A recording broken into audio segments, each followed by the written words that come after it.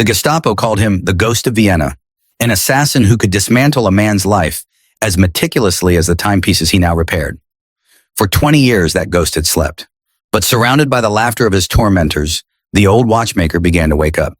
The autumn of 1943 had painted Warsaw in shades of gray and brown, colors that matched the weary souls trudging through streets under the weight of occupation. In a narrow alley off Marszałkowska Street, where the morning sun barely touched the cobblestones, stood a shop so small it seemed forgotten by time itself. Above the door, faded letters spelled Jakub Nowak, Clockmaster, in Polish, and below it, the newer German sign, Uhrmacher Reparaturen.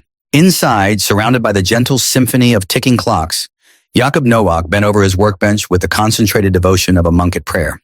His 70-year-old hands, spotted with age and trembling slightly from arthritis, held a tiny gear with surprising steadiness as he positioned it within the delicate mechanism of a pocket watch.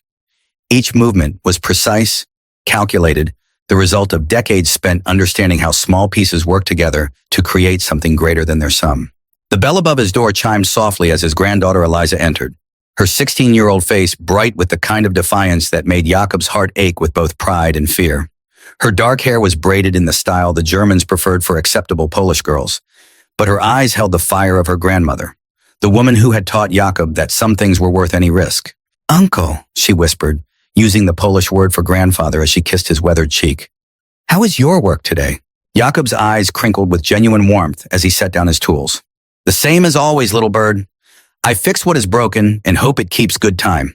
His voice carried the faint rasp of age, but underneath lay something harder, like steel wrapped in velvet. Behind Eliza, barely visible in the shadows near the back of the shop, another face appeared, pale, frightened, but determined. Sarah was only 15, but the yellow star she had once been forced to wear had been hidden away months ago when Eliza had made a decision that could cost them all their lives. The Jewish girl lived now in a space behind a false wall that Jakub had constructed with the same precision he brought to his timepieces. "Is it safe today?" Sarah whispered, her voice barely audible above the ticking chorus. Jakub glanced toward the street, where German patrols moved with the casual arrogance of conquerors. A gallows had been erected in the main square just last week, a permanent reminder of what happened to those who defied the Reich. The wall of the missing grew longer each day. Names of the executed and disappeared scrawled in desperate handwriting by families who would never see their loved ones again. "It is as safe as any day," he replied gently. "But remember, little sparrow, stay quiet, stay hidden. The wolves are always hunting." The old man returned to his work, but his mind was elsewhere, calculating risks with the methodical precision that had once made him the most feared spy master in Central Europe. Before the Great War, when he was young and the Austro-Hungarian Empire still cast its shadow across half of Europe, he had been known by a different name. The Jesuit, they had called him, not for any religious devotion, but for the way he could blend into any environment, speak any language, become anyone he needed to be. He had orchestrated the deaths of anarchists, revolutionaries, and enemy agents with the same careful attention to detail he now applied to repairing watches. But that was another life, another war. This war, he had sworn, would find him as nothing more than a harmless old man who fixed broken things. The morning passed in comfortable routine. Customers came and went, mostly German soldiers and officials who needed their timepieces maintained. Jakub served them with the proper deference, speaking broken German with the thick accent of an uneducated Pole. They saw what they expected to see, a relic of a conquered people, useful only for his craft, too old and frail to pose any threat. None of them noticed the way his eyes cataloged their faces, their ranks, their routines. None of them suspected that behind his trembling hands and stooped posture lay a mind that could still map the vulnerabilities of an entire command structure. At precisely 11 o'clock, as he did every Tuesday, Jakub hung the closed for lunch sign in his window and made his way to Café Centralna. It was a modest establishment, the kind that served ersatz coffee and stale pastries to customers who pretended not to notice how much the quality had declined since the occupation began. But it served another purpose for Jakub. It was here that he occasionally caught whispers of information, fragments of conversation that helped him understand the mood and movements of their occupiers. He took his usual table near the back corner, where the shadows were deep and the acoustics carried voices from nearby tables. The waiter, a nervous man named Tomasz, who had learned to see nothing and hear less, brought him his weekly indulgence. A cup of coffee that tasted more like burnt grain than the real thing, but still carried enough warmth to ease the ache in his old bones. Jakub had just settled into his chair when they arrived. The conversation in the cafe didn't exactly stop, but it shifted. Voices became more careful, Eyes found sudden interest in newspapers or the bottom of coffee cups. 3 German officers entered with the casual confidence of men who owned everything they surveyed. Their uniforms were impeccable, their boots polished to mirror brightness. Their presence a reminder that Warsaw belonged to them now. The leader was young, perhaps 30, with the kind of aristocratic features that spoke of breeding and privilege. His SS collar tabs identified him as Sturmbannführer Klaus von Harden, and everything about him radiated the dangerous combination of intelligence and cruelty that made the most effective instruments of the Reich. His pale blue eyes swept the room with predatory interest before settling on a table just 2 meters from where Jakob sat. The old watchmaker didn't look up from his newspaper. He simply sat there, a picture of elderly frailty, his hands trembling slightly as he turned the pages. To any observer, he appeared to be just another broken Pole, perhaps hard of hearing, certainly of no consequence to the important men who had chosen to grace this humble establishment with their presence. Von Harden settled into his chair with theatrical flourish, his 2 subordinates flanking him like hunting hounds awaiting orders. One was a thick-necked brute with scarred knuckles and dead eyes, the kind of man who enjoyed his work too much. The other was younger, nervous, trying to prove himself worthy of his superior's attention. Mein Gott, Von Harden said in German, his voice carrying easily across the small space. Look at this place. Like stepping back in time, isn't it? All these pathetic relics pretending their world still exists. His companions laughed on cue, the sound sharp and ugly in the cafe's subdued atmosphere. Jakob continued reading his newspaper, but every word was being cataloged, analyzed, filed away in the vast archive of his memory. Speaking of relics, the thick-necked officer said, nodding toward Jakob, look at that one. Christ, he must be ancient. Probably remembers when Poland was actually a country. Von Harden's gaze fell on the old watchmaker with the casual cruelty of a cat studying a wounded bird. Pathetic, isn't he?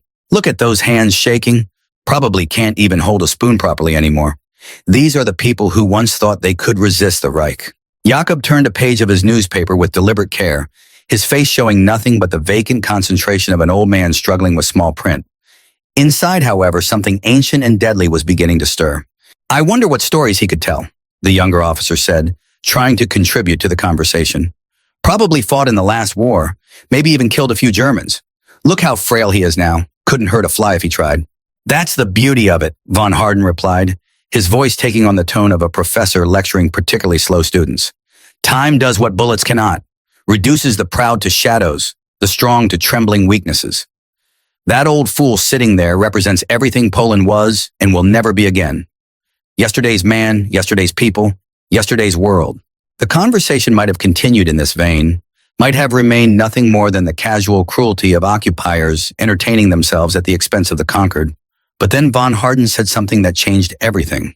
Speaking of cleaning house, he continued, lowering his voice slightly, but not enough to escape Jakob's carefully trained ears.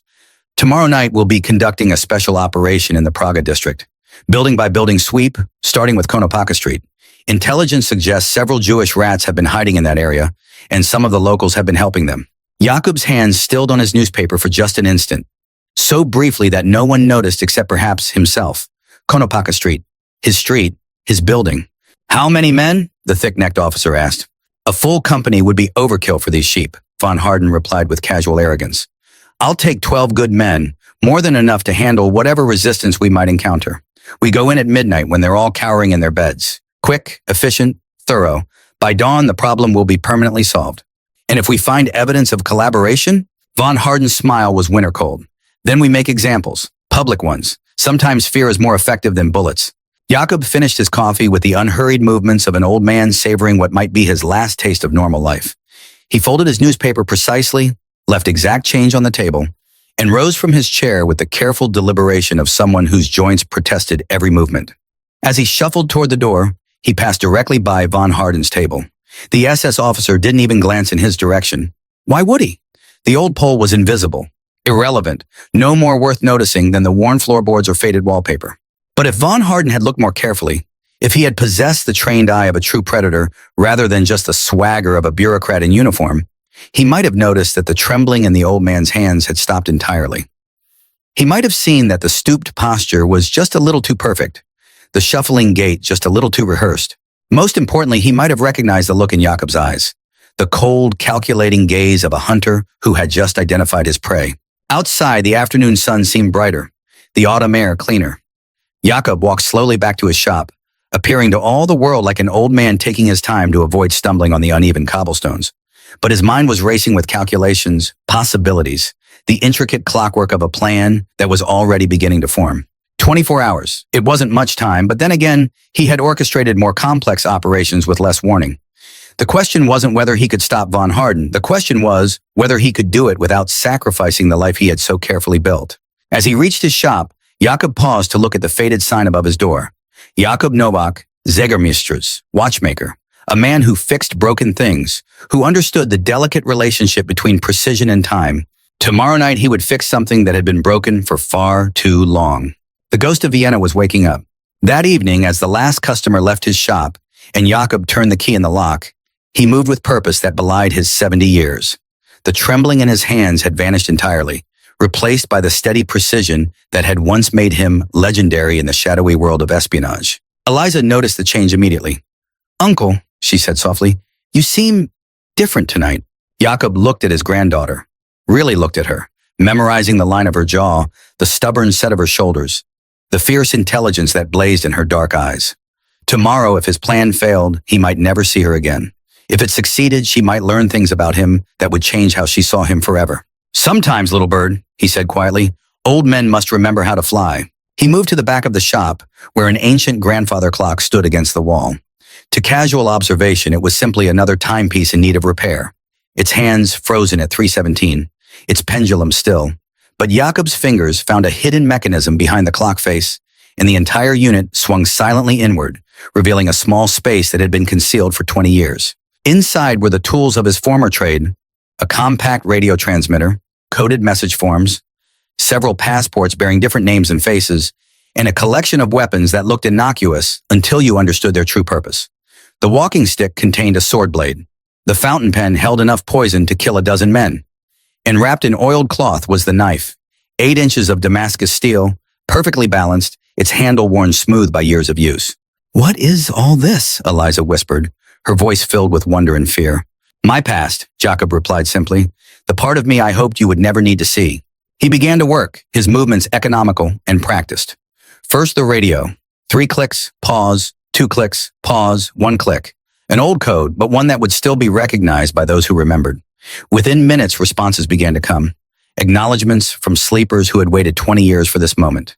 The baker on Senatorska Street, who still listened to conversations over his counter and cataloged the faces of regular customers. The sewer worker who knew every tunnel and passage beneath the city. The police constable who had learned to see everything and report only what the Germans wanted to hear. One by one, they confirmed their readiness. "Sarah," Jakob called softly to the hidden girl, "come out. We need to talk." The false wall slid aside, and Sarah emerged blinking into the lamplight. Her face was pale but determined. She had survived this long by being brave when bravery was required. "Tomorrow night," Jakob said, looking at both girls, "there will be danger, more than we have faced before. I can stop it, but you must trust me completely." "Can you do that?" Both girls nodded without hesitation. "Good. Sarah, you will hide in the deep space, the one behind the grandfather clock. It is smaller but completely concealed. Eliza, you will help her, then go to stay with Mrs. Kowalski on the 3rd floor. Tell her your grandfather has gone to visit his cousin in Krakow. Stay there until I return." "But uncle," Eliza began. "No arguments." His voice carried a new authority, the command tone of a man who had led dangerous operations in dangerous times. "This is not a discussion. This is survival." As the girls prepared for what might be their last night together, Jakob continued his work. He studied the layout of his building, noting every entrance, every stairwell, every room where a man might hide or a trap might be set. He reviewed the intelligence his network had provided about von Harden's unit, their weapons, their tactics, their probable approach routes. Most importantly, he began to prepare the battlefield. The building at 47 Konopaka Street was 4 stories tall, built in the solid style of the late 19th century. It housed 12 families, most of whom had learned to ask no questions and see nothing unusual. But Jakob knew every resident, every habit, every secret. More than that, he knew the building's hidden geography, the servants' passages that connected apartments, the forgotten basement chambers, the roof access that few remembered existed. By midnight, when von Harden would come hunting, that building would be transformed into something far more dangerous than the SS officer could imagine. Working through the night with the methodical precision of a master craftsman, Jakob began to set his trap. A message to the sewer worker resulted in a maintenance problem that would flood the basement, forcing any assault team to use the main stairwell. A word to the police constable ensured that the building's electrical system would suffer a random failure at exactly the right moment, plunging the interior into darkness. The baker provided detailed intelligence on German patrol patterns, confirming that von Harden's confidence in using only a small force was justified and exploitable. Each element of the plan was a gear in an intricate mechanism designed to work together with clockwork precision, and at the center of it all was Jakob himself, the old watchmaker who had once been the ghost of Vienna, preparing to hunt again. As dawn approached and the girls settled into their hiding places, Jakob made his final preparations. He dressed carefully in his oldest clothes, ensuring that every detail of his appearance reinforced the image of a harmless elderly man. The knife was concealed in a specially designed sheath sewn into his coat, invisible to casual inspection, but accessible in less than a second. He looked at himself in the mirror and saw what others would see: a frail old Pole bent by age and defeat, trembling hands and vacant eyes. The performance was perfect because it had to be. But behind those vacant eyes, the ghost was fully awake now, cataloging targets, calculating distances, preparing for the dance of death that would begin when the sun set again. Von Harden had made two critical mistakes. First, he had underestimated his enemy. Second, he had threatened the only things Jakob still loved in this world. Tonight, the SS officer would learn the cost of both errors. The clock in Jakob's shop chimed 11 as he completed his final preparations. Outside, Warsaw had settled into the uneasy quiet of occupation, a silence punctuated by the distant rumble of German vehicles and the occasional bark of orders from patrol units. Most citizens had learned to be invisible after dark, to draw no attention, to give the occupiers no excuse for the casual violence that marked their rule. But tonight, invisibility would serve a different purpose. Jakob moved through his building with the fluid grace of a man who knew every creaking board, every loose step, every shadow that could conceal a human form. The flooding in the basement had proceeded exactly as planned.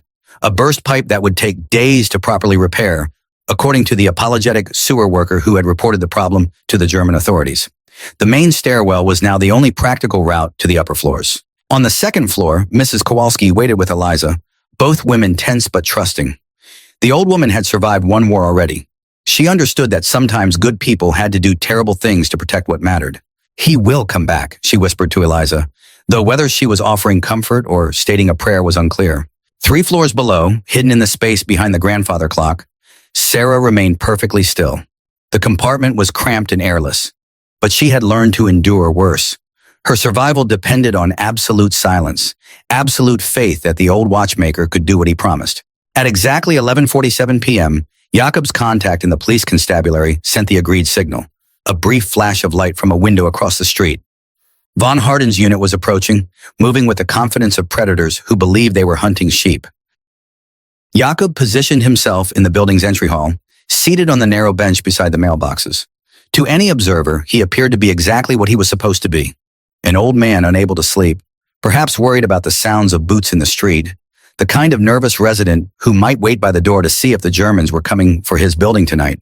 The performance was so convincing that he almost believed it himself. At 11:58, the first German soldier appeared at the building's entrance, a young corporal who checked the street number against a piece of paper before nodding to his companions. Von Harden materialized from the shadows like a pale specter, his uniform immaculate despite the night's work, his eyes bright with anticipation. 12 men, Jakob counted silently as they approached. Just as he promised, the SS officer spotted him immediately, an old Pole sitting in the entry hall, trembling with what appeared to be fear. Von Harden's smile was sharp as broken glass. "You?" he snapped in accented Polish. "What are you doing here?" Jakob rose slowly, painfully, his hands visibly shaking. I heard noises, sir. I was frightened. Sometimes there are thieves." "Thieves." Von Harden's laugh was winter cold. "Yes, old man, there are thieves. Jewish thieves hiding like rats in buildings like this. You wouldn't know anything about that, would you?" "No, sir, I know nothing. I am just a watchmaker. I fix clocks, nothing more." The German studied him for a long moment, those pale eyes searching for any sign of deception. But he saw only what he expected to see: a terrified old man, pathetic and harmless. "Stay here," Von Harden commanded. "Do not move, do not speak, do not think. If you are lucky, you will live to see morning." Jakob nodded with appropriate terror, sinking back onto the bench as the assault team moved past him toward the stairs.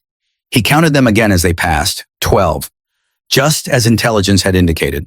Von Harden himself brought up the rear, his pistol drawn, his face alight with the anticipation of the hunt. They climbed to the second floor first, kicking in doors, shouting orders, finding nothing but frightened families who cowered in their nightclothes and swore they knew nothing about hidden Jews.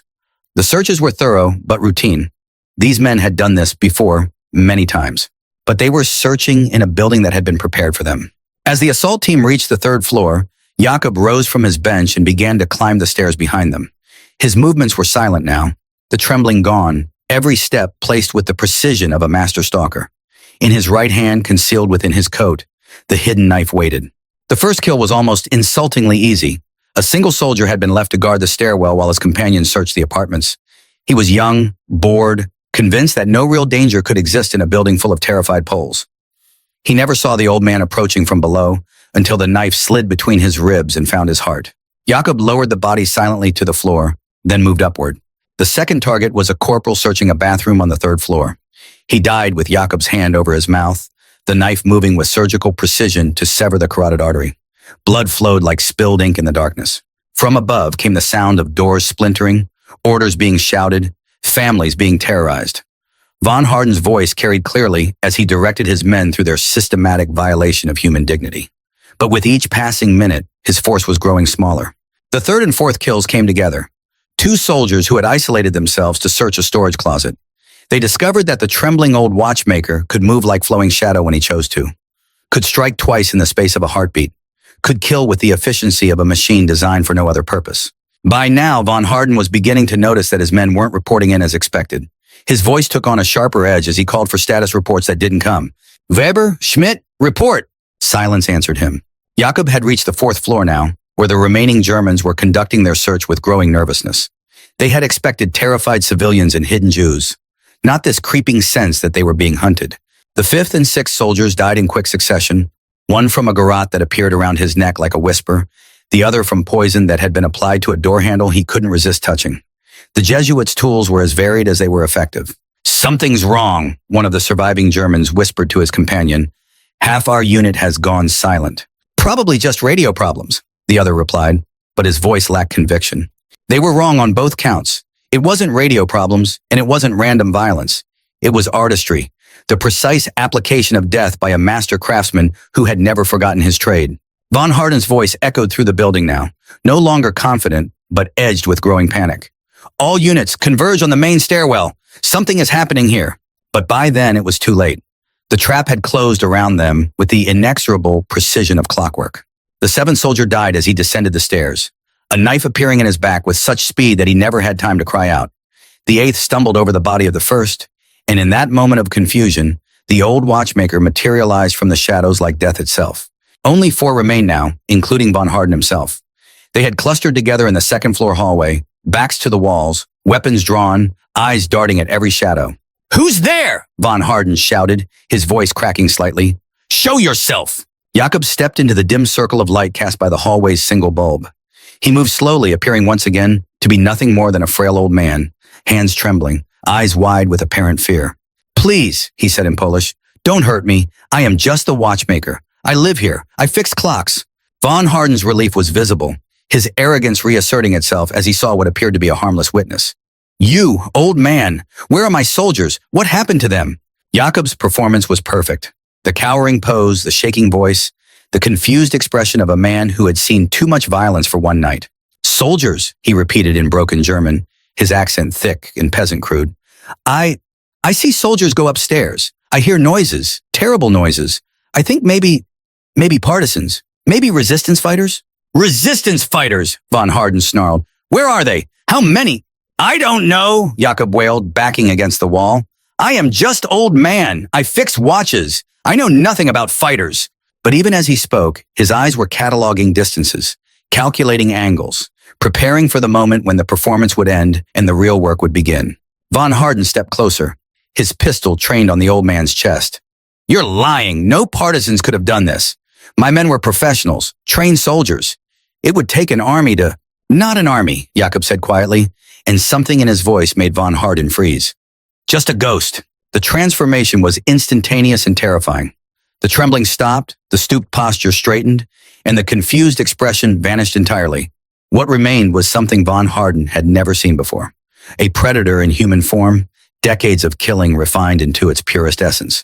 You, Jakob continued, switching to perfect, aristocratic German, made the mistake of threatening my granddaughter. In the cafe today, when you spoke of your plans, you thought you were talking to a deaf old fool who couldn't understand your superior language. Von Harden's face went white as understanding crashed over him like ice water. You speak German. Fluently. I also speak French, Italian, Russian, and Hungarian. I read Greek and Latin. In another life, I held 3 university degrees and spoke at diplomatic functions across Europe. Jakob took a step forward, and Von Harden actually retreated. But most relevantly, I once held the rank of colonel in the intelligence service of the Austro-Hungarian Empire. They called me the Jesuit. Recognition dawned in Von Harden's eyes. Fear, pure and primal. Every intelligence officer in Central Europe knew that name, knew the stories that had grown into legend over the years. That's impossible, Von Harden whispered. The Jesuit disappeared 20 years ago. He's dead or too old to... I am 70 years old, Jakob agreed conversationally. My hands shake sometimes from arthritis. My back aches when it rains. But muscle memory is a remarkable thing, Sturmbannführer. Once you learn to kill efficiently, the knowledge never really leaves you. The remaining 3 German soldiers raised their weapons, but their hands were shaking now. They had signed up to terrorize helpless civilians, not to face a legendary assassin in a darkened hallway. Shoot him, Von Harden screamed, but Jakob was already moving. What happened next lasted perhaps 10 seconds, though to the participants it felt like hours. The old watchmaker flowed between the Germans like smoke, the hidden knife appearing in his hand as if by magic. The first soldier fired once, wildly, before the blade found the space between his ribs. The second managed to work his weapon's bolt before Jakob's free hand found his throat. The third actually got off a shot that grazed his old man's shoulder before discovering that a 70-year-old could still move like water when properly motivated.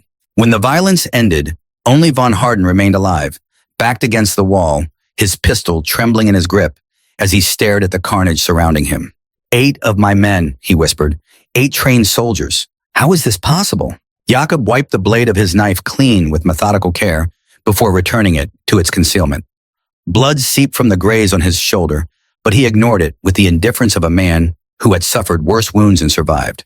You made several tactical errors, he said with the patience of a teacher correcting a slow student. First, you underestimated your enemy. Second, you failed to maintain proper unit cohesion in unfamiliar territory. Third, you allowed arrogance to override basic security protocols. And finally, most critically, you threatened children under my protection. Von Harden's finger tightened on his trigger, but his hand was shaking so badly he couldn't aim properly. Stay back! I'll kill you! No, Jakob said with absolute certainty. You won't. He began to walk forward, slowly, steadily, his eyes never leaving Von Harden's face. The German fired twice, both shots going wide in his panic. A third shot clicked on an empty chamber. You see, Jakob continued conversationally as he approached. I counted your ammunition expenditure throughout the evening. Standard Luger P08, 8-round magazine, 1 round chambered. Your men fired a total of 6 shots during the engagement. You just fired 3 more. Mathematics was always one of my stronger subjects. Von Harden threw the empty pistol at him and tried to run, but there was nowhere to go. Jakob caught him easily, one weathered hand closing around the younger man's throat with surprising strength. Please, Von Harden gasped. I have a family, children. So did the people you terrorized, Jakob replied quietly. So do the families whose children you steal for your programs. So did I, once upon a time. The knife found its mark with the precision of a surgeon and the finality of an executioner. Von Harden's eyes widened in shock, then went dark as the light faded from them forever. Jakob lowered the body to the floor with something approaching gentleness. Even monsters he had learned long ago deserved dignity in death. The building fell silent, except for the distant ticking of clocks from his shop below. Somewhere in the walls, Sarah remained hidden, alive and safe. 3 floors up, Eliza waited with Mrs. Kowalski, both women praying for his return. The old watchmaker looked around at the carnage he had created. 12 bodies scattered through the building like broken clockwork, their violence finally stilled. There was no satisfaction in it, no joy, just the quiet completion of necessary work. He began the cleanup with the same methodical precision he brought to repairing timepieces. Bodies were positioned to suggest a firefight with unseen partisans. Weapons were redistributed to create the appearance of a failed assault. Blood was cleaned from walls and floors. Evidence was planted to point investigations in wrong directions. By dawn, when the first German search teams arrived to investigate the missing unit, they would find only what Jakob wanted them to find, the aftermath of a partisan attack, expertly planned and executed by forces that had vanished into the Warsaw Underground. The old watchmaker, meanwhile, would be exactly where he was supposed to be, in his shop, bent over his workbench, hands trembling slightly as he repaired the delicate mechanisms that measured the passage of time. The morning sun streamed through the windows of Jakub Novak, Zegarmistress, as if nothing had changed, as if the night had brought nothing more than dreams in the ordinary passage of hours. Jakub sat at his workbench, a magnifying glass held in one slightly trembling hand as he examined the escapement of a lady's wristwatch.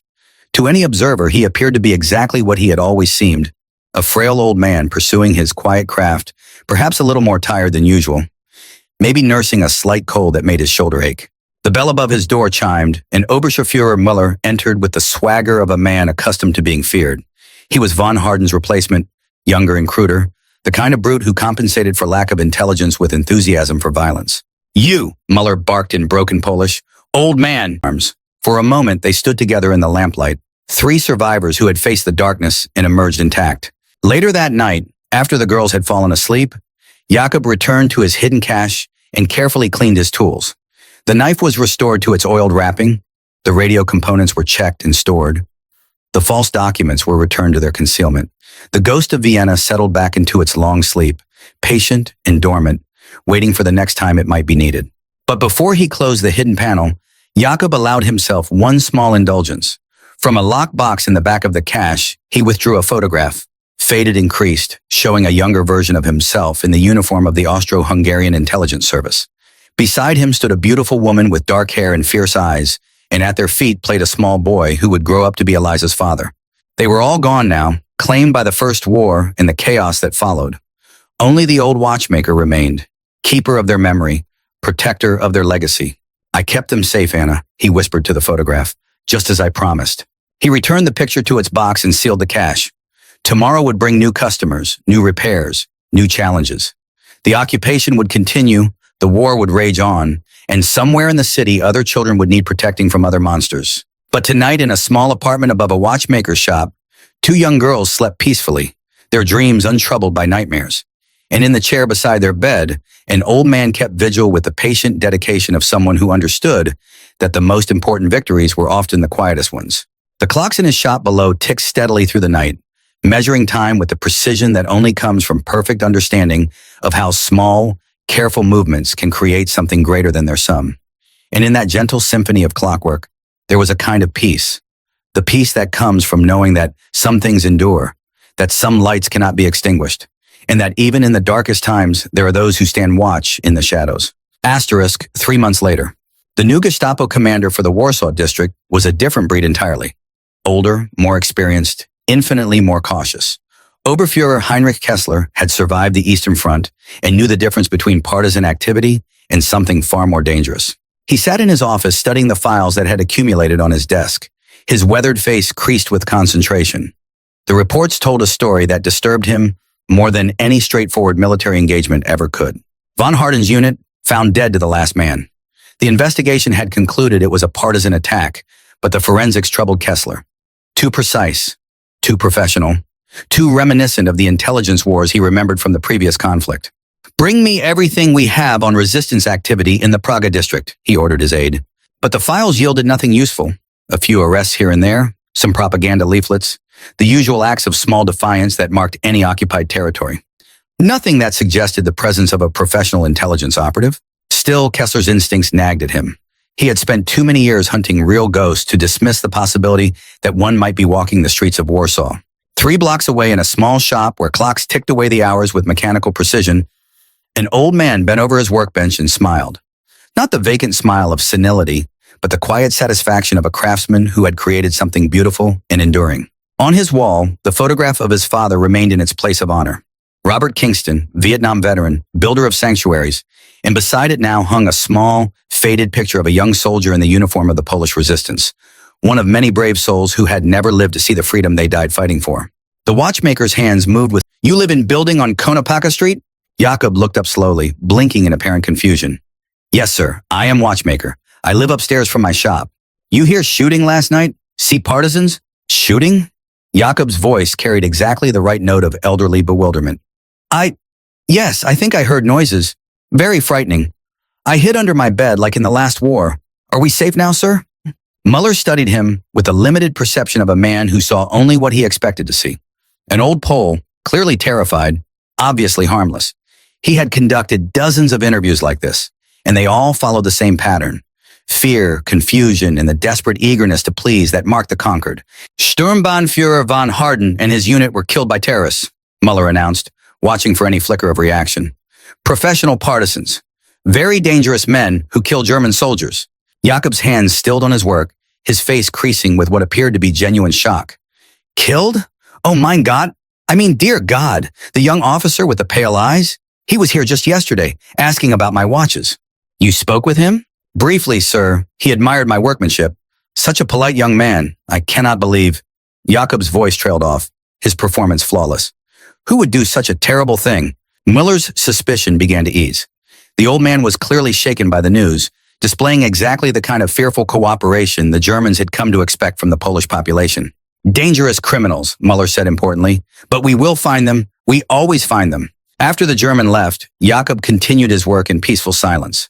Through his window, he could see the ordinary life of Warsaw continuing, people hurrying to work, children playing in doorways when they thought no one was watching, the endless small acts of survival that marked existence under occupation. At precisely noon, Eliza appeared at his door, her young face carefully composed but her eyes bright with questions she couldn't ask in public.